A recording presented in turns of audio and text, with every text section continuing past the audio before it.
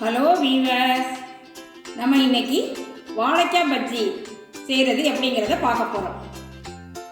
ஒரு வாழைக்காய் எடுத்து வச்சுருக்கிறேன். இதில் 3/4 கப் கடலை மாவு எடுத்துருக்கிறேன்.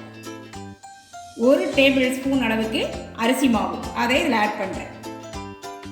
இதுக்கு நம்ம இன்னைக்கு ஃப்ரெஷ்ஷாக மசாலா அரைச்சி இதில் ஆட் பண்ண போகிறோம். நான் இதில் 3 ரெட் சில்லி வச்சுருக்கிறேன். நீங்கள் உங்கள் காரத்துக்கு தகுந்தாக்கில் சேர்த்துக்கோங்க. ஒரு 4-5 கருவேப்பிலை, ஒரு சின்ன பீஸ் இஞ்சி, ஒரு 4 பல் பூண்டு, காயத்தூள் 1/4 டீஸ்பூன். நம்ம இப்போ இதை மிக்ஸி ஜாரில் சேர்த்து நம்ம பேஸ்ட்டாக அரைக்க போகிறோம். நம்ம இதை மிக்சியில் போட்டு திரிச்சிருக்கிறோம். நம்ம கொஞ்சமாக அரைக்கும் பொழுது மிக்சியில் அரைப்படாது. அதுக்காக நான் ஒரு 2 டீஸ்பூன் அளவுக்கு கடலை மாவை இதில் ஆட் பண்ணுறேன். இதில் ஒரு 1/4 கப் அளவுக்கு தண்ணி சேர்த்து இதை நம்ம பேஸ்ட்டாக அரைச்சிக்கிடுவோம். நம்ம இப்போ இந்த அரைச்ச பேஸ்ட்டை இந்த மாவோட ஆட் பண்ணுவோம். இதில் கொஞ்சம் தண்ணி சேர்த்து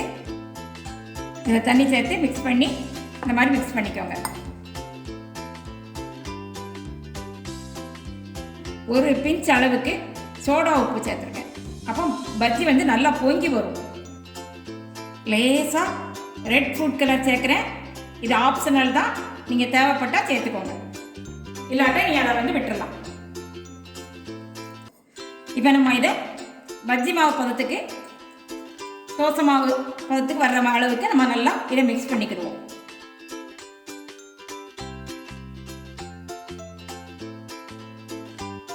நான் இதுக்கு 1/2 டீஸ்பூன் உப்பு சேர்க்குறேன். நீங்கள் உங்கள் தேவைக்கேற்ப சேர்த்துக்கோங்க. இப்போ இந்த மாவை நம்ம நல்லா மிக்ஸ் பண்ணியாச்சு. இப்போ நம்ம மாவு ரெடி பண்ணி வச்சுருக்குறோம். இப்போ இந்த வாழைக்காயை கட் பண்ணிக்கிடுவோம்.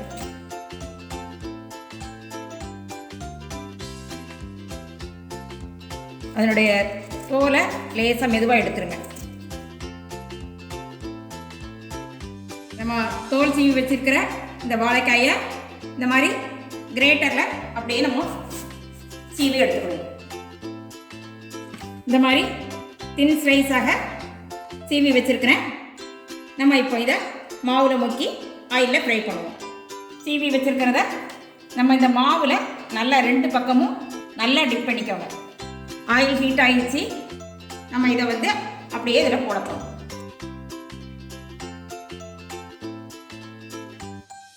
நம்ம இந்த மாதிரி ஃப்ரெஷ்ஷாக மசாலா அரைச்சி போடும்போது அது டேஸ்ட் எக்ஸ்ட்ராவாக டேஸ்ட் ரிச்னஸ் நல்லா இருக்கும்.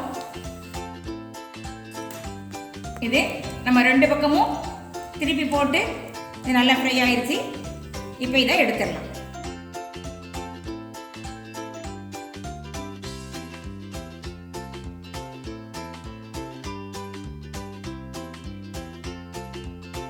இப்போ நம்ம எல்லா பஜ்ஜியும் நம்ம ஃப்ரை பண்ணி எடுத்தாச்சு. இப்போ இதை ஒரு சர்விங் பிளேட்டுக்கு மாற்றிடுவோம். நம்ம இன்னைக்கு ஈஸியான முறையில் நம்ம மசாலா அரைச்சி இதில் சேர்த்து பஜ்ஜி ரெடி பண்ணியிருக்கோம். நீங்களும் உங்கள் வீட்டில் இந்த மாதிரி செய்து பாருங்கள். இந்த வீடியோ உங்களுக்கு பிடிச்சிருந்தா லைக் பண்ணுங்கள், ஷேர் பண்ணுங்கள், சப்ஸ்கிரைப் பண்ணுங்கள்.